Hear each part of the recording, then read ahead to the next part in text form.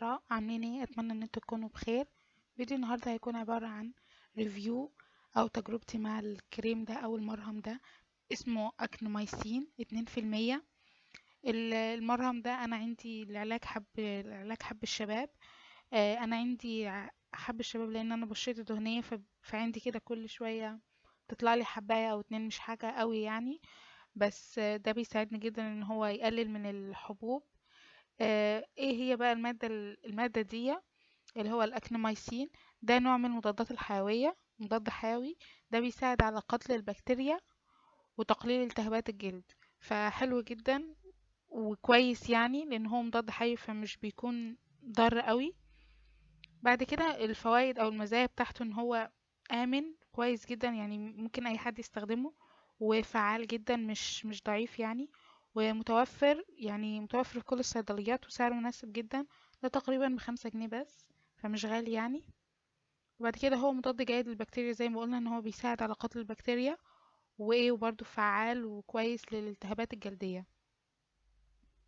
طبعا اي حد يقدر يستخدمه، اي انواع يعني هو بيشتغل على اي نوع من انواع حب الشباب، يعني يسمح يعني اي حد يقدر يستخدمه. وكمان بيقدر نستخدمه الصبح، ودي ميزة لان معظم في كريمات كتير قوي ما ينفعش تستخدميها الصبح لانها بتعمل تقشير يعني، لكن ده ما بيعملش تقشير. ازاي بقى هتبداي تستخدميه؟ ان انتي اهم حاجة ان انتي تكوني شايلة اي عقد او ما يكونش في حاجة في رقبتك عشان بيأثر.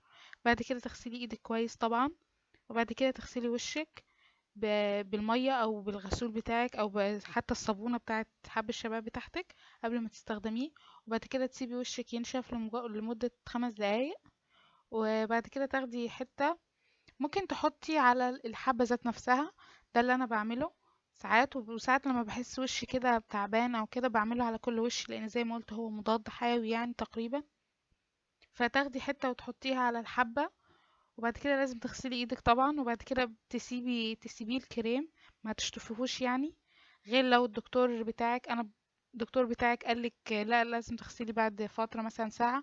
انا بنصح ان انت قبل ما تستخدميه تدوري تدوري عليه، تسألي عليه الدكتور الجلدي بتاعك، الدكتورة الجلدية حتى، او ان انت برضو تبحثي عليه، تعملي تبحثي في جوجل عليه. فعشان بس ايه تطمني يعني اكتر. وبعد كده انا عايزه اقول ان هو مش بيضر لان هو يعتبر مضاد حيوي يعني، فما فيش اي مشاكل يعني ان شاء الله تحصل. وبعد كده لازم تجربي اللي هو لو عندك حساسيه من الكريم، من المرهم، تقري في الروشتة ايه المكونات، ولو عندك حساسيه من اي مكون من المكونات دي ما تستخدميهوش. النتيجه بقى اللي انتي لازم هتظهر نتيجه يعني تقريبا بعد 3 شهور، لان ال3 شهور كلنا عارفين ان الحبوب يعني ما تاخد فترة طويلة جدا عبال ما يبدأ يعمل. السؤال بقى اللي هو كتير قوي بيقول عليه، هل ان مثلا لو واحدة حامل تقدر تستخدمه؟ ايوه، لان هو تقريبا انا دي قريتها على النت ان هو ده تقريبا الكريم الوحيد المصرح بيه في حالات الحمل والارضاع. انا دي مش عارفة برضو، لو كده عشان انصحك يعني ان انت تسألي الدكتور بتاعك قبل ما تشتريه، قبل ما تستخدميه. وبرضه ممكن تستخدميه مع كريمات تاني، يعني لو انتي حابة تستخدمي كريم تاني عشان مثلا تزيد الفعالية وان انتي تعالجي حب الشباب ده بسرعة، ممكن تستخدميه الصبح.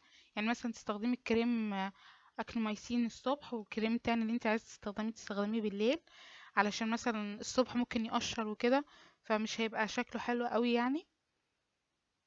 بس وانا قلت ان هو سعره 5 جنيه، وانا عاجبني جدا ومستمر عليه بقالي فترة، يعني دي اعتقد العبوة التالتة.